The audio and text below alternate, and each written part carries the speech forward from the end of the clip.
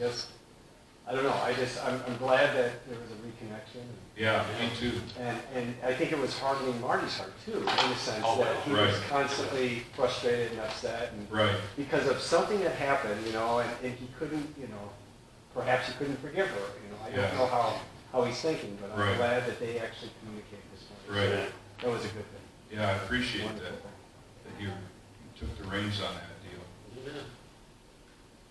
That's what we need to do. We need to help our brothers and sisters out. What made Joseph an exceptional person was his view of God that affected the way that he saw himself. It wasn't as simple as his brothers did him wrong. Far more was involved with the story. God intended to use the pain of Joseph's past for a much higher purpose in the future. And what others meant for evil, God intended for good. This is the mindset of the mature believer who can look back on the pain of life and see that good had brought from it. So when does this happen to you? When have you seen God bring good out of a bad situation?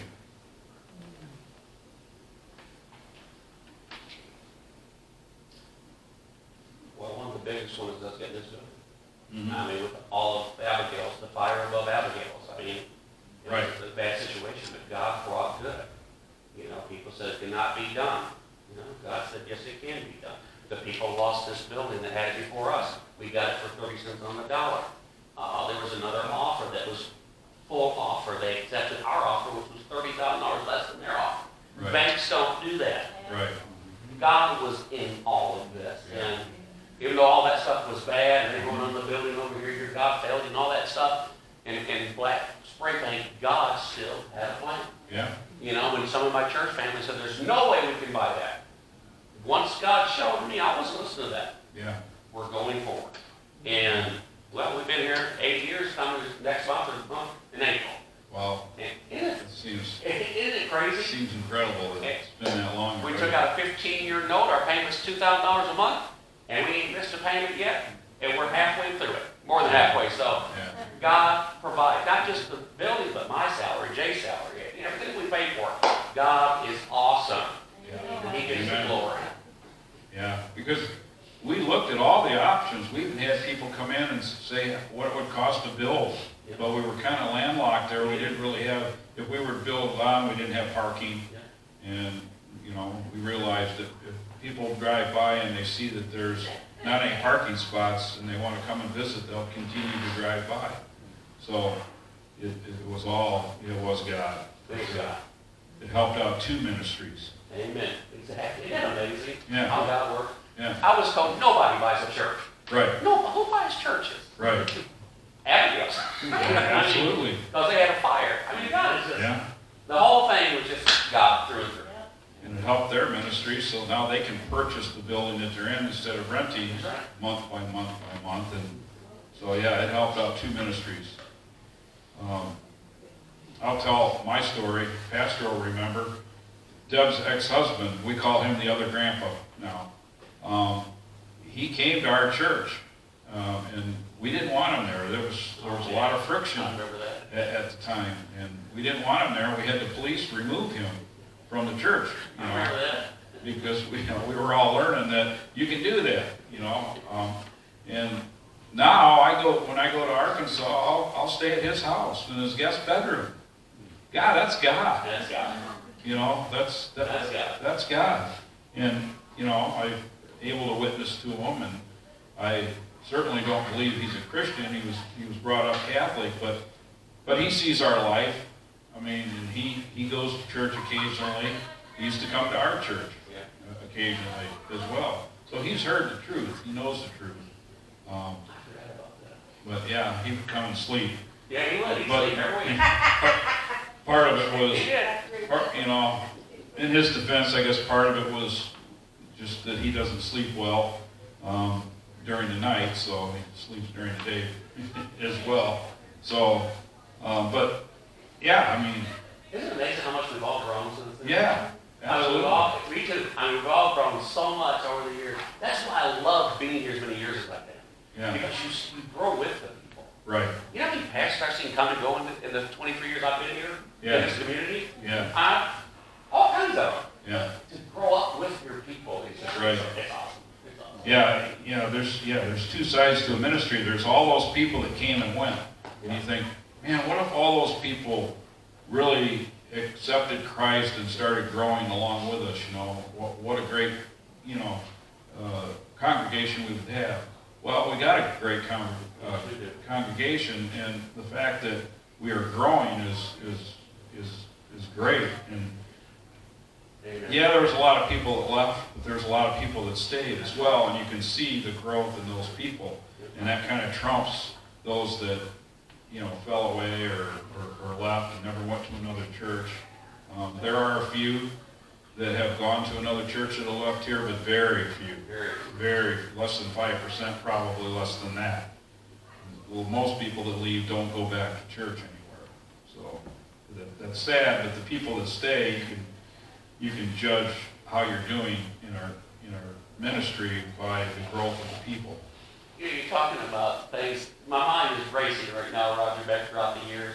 I had one guy call me, got mad and left, and he had built a berm around the parking lot of the old church. He came and got his Bobcat, dug it all up, took it away. I had another person call me and say, everything I've ever given to that church, I want my money back. I was sitting here and I laugh about it. It's not funny. I laugh now.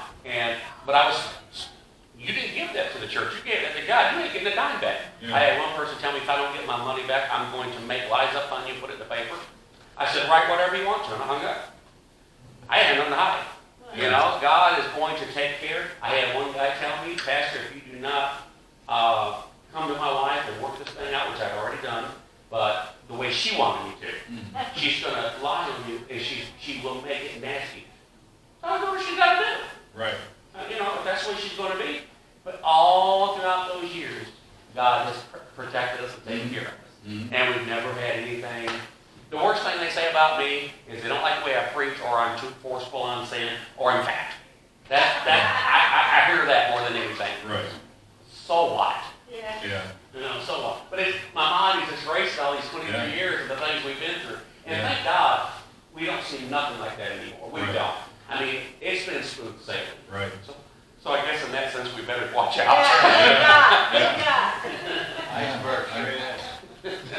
God's providence, Him working behind the scenes, protecting the pastor.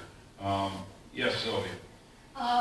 My former church in Rochelle, the pastors, they were so happy to hear how I'm doing in this church. Mm-hmm. They just, wow, they were praising God that I was able to come to a church that taught the Word. That's a good pastor. Yeah.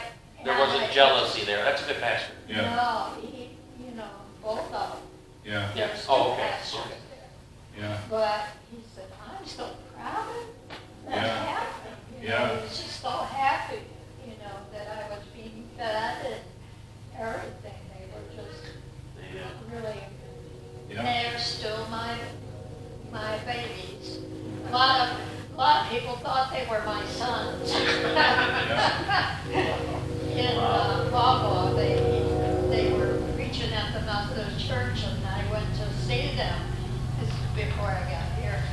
And I went and they thought I was their mom. I said, no, they're just my brothers in Christ. God's providence. He takes care of us, and even when this church was very young, the pastor was here a couple of years when I came here, there was an outside source that was providing finances for us, because we as a group could not make it work on our own. So there was somebody else that was providing financial support to this church when it needed it. So, and he's always provided for us. It's always, financially, there's always been a way. And so we can grow spiritually. Yeah, and also somebody from $1,400 a month from North Carolina every month. from out of state. And that went for years. And you talk about an excited pastor. When you got 10, 15, 20 people, you go out to the mailbox, there's $1,400. Yes, thank you. Yeah. But they did. And then the church began to grow. He lost his CEO position, so they couldn't give, but the church grew. And God said anyway.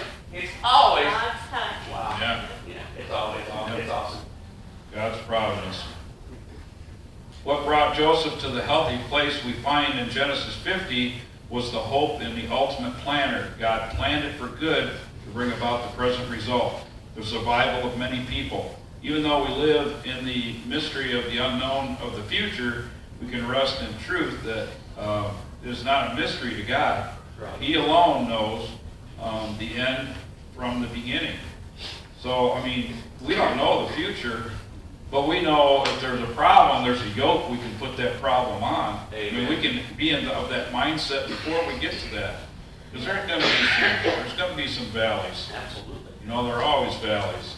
And so we can have the mindset ahead of time that even if we get in that valley, whether it's financial or health or family problems or whatever it is, we can put our problems on that yoke before we even get to that problem. Think about what I said earlier. I pulled up to the church, well, no, I was there, I lived in Parsonage. And I look outside and there's a bulldozer out there tearing up all the stuff that they had planted. And I'm going, now the flesh! The flesh wanted to march out there. I mean, I have the flesh, I have a battle there. And I didn't. I walked through it. I waved, and I went into my office there at the old building to begin to study, prepare for the week. I mean, I don't know, maybe I'm doing too much for this morning, but No, it's good to look back at God's It is. providence that, It is. you know, He takes care of a hothead in a situation that could really be bad. It would be True. bad for the pastor That's to do true, because that. I wanted to go out there and yank up out of that bulldozer if I did, but you can't do that kind of stuff as a pastor. That wage Well, probably. even as a Christian. As a Christian, absolutely. That's a better way to put it, a Our Christian. neighbors, really, a bunch of our neighbors, because Bill moved in, just trauma, you know. Yeah, I mean, there's no trespassing signs all around Mary. And, you know, and they're seeing how he's helping grandma, or Yeah. mom, and doing things, and I see change happening. Amen. Especially in one who Well, praise the Lord for that. I'm praying for, and I'm pretty sure that that one that I'm praying for had been abused by someone. He was abused by someone, and, Could be, you know, and it just, his reaction was really violent. could be. all the more reason to pray for him, right? Amen. But God can heal that pain too. You don't know what people have gone through. The world lives with all sorts of anxieties about health and finances and family and jobs and you name it. If we fail to trust God with such worries, again, you know, put it on His yoke, the worries could consume us. And in those moments, we should remind ourselves that the Lord is in control. Amen. And I'm saying let's do that before we get to that valley, right? Live as though He is in control because He is. But you know, Roger, like you said though, if we, as Christian people, if we don't have Him in our life as He should be, meaning lordship of our life, in the good times, He's not going to be there in the bad. Right. You know, because we're not going to let Him, we won't put Him there. And I think the reason why there's so many people that are down and out all the time, the same over and over, we talked a little about yesterday, is because of this very thing. The Lord stopped. He's there on Sunday. Right. That's a good way to put it. Yeah. He's there on Sunday, and that's it. Right. Instead of Him being the foundation of your life. Yeah. You know, so. Yeah, exactly. So he sees our situations and He has a plan for our future. Only by resting in His care can we live more joyful and a carefree life. Let's see. John, can you read Genesis 50:21, please, the last verse? Therefore don't be afraid, I will take you and your children, and comfort them for time. So it's God's kindness that leads us to repentance. You know, that's not a new idea when Paul inspired us to write it down. Although all through the Bible, God's great love for His people was on display from Genesis to Revelation. The most attractive quality of God is His love for the broken. And again, you know, if a Muslim can look at a Christian and his forgiveness for someone else, that's attractive. And it's attractive enough to start to look at Christianity, because that facet is not in Islam. The forgiveness, forgiving your enemies, praying for your enemies, praying for those that wish you harm. Joseph's brothers had lived a broken, messy lives, and Joseph sought to bring healing and clean up the matters between them by demonstrating love and compassion to them.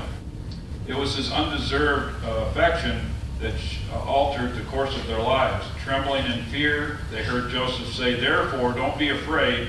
I will take care of you and your children." So how can we help other people in forgiveness? How can we do that? A good way is to see how you forgive others. Mm-hmm. And By showing it. by showing, absolutely. Yeah, that was the thought that I had by demonstrating. Demonstration. That's what came to my mind, but, like showing, like Pastor said. I think we can go a step farther and even discuss it Yeah, out that's loud, true. so people can hear that we are forgiving that person. Because we can show people, but not everyone can see that showing. Right. We can discuss it, and it lasts longer to people who might have not understood what really happened. We Right. can discuss that for people. Right. Yeah. And share what you've learned to others. Dave, can I bring that story up where you came and talked to me? I'll be general. But, Dave had a family member who owed him some money. And he says, this is becoming a contention in our home, my wife and me, and he says, it's becoming a problem. He says, and I don't really know what to do. I said, tell your family member that you forgive, that was not a loan, that was a gift, and that's it. And then leave it there. And so, that's forgiveness. Then all of a sudden you remove the slave and the master relationship with your family member, and now they're a family member again. And if you look at it, amount of money that is, the Lord's providing for you. He's always providing for you, month after month after month after month, because whatever, you're a hard worker.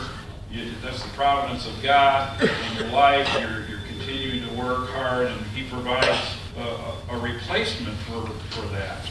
And so that becomes very insignificant when you look at your entire life. Because He's continuing to provide for you. That's water under the bridge. That's something that doesn't even affect you anymore if you're in the right place. You gave David the same advice I would give him. Yeah. The exact same thing. There you go. Yeah. Forgive him. Yeah, because it's not worth it. It's not worth, It wasn't worth the turmoil. yeah, it's not worth the turmoil in your house. Family reunions, Thanksgiving dinner tastes different, when you got a slave at your table, in the spiritual sense, just forgive it and move on.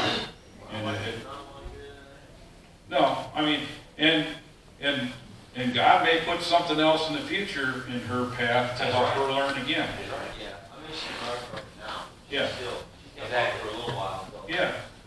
Well, you can't just snap your fingers and all of a sudden, God's given you have to earn that by working at it. You have to work at what He tells you to do and do it and be obedient. And and if you're not, He'll show it to you in the future. Something else will come up, and maybe you'll see that person again and feel that angst toward them because they owed you money in the past. But over a period of time, that you'll learn from it. The Lord will keep putting stuff in your path. Well, we're about out of time. I appreciate your coming out That's right. and studying. I hope you got something out of this study with Joseph. We're going to be in John chapter 13 through chapter 19 for the next 6 weeks, talking about living a life connected to Christ. So we'll look forward to that. Amen. Thanks for coming out. God bless. Did you see that video that I sent of the sheep? I sent it to, It's on, you said on Facebook, not the messenger, and I sent Then I got it. I sent it to your wife. Okay, I'll look it up. This guy's pulling the sheep, he's got his belt looped and wrapped around the leg of the sheep, and pulling him out of a trench.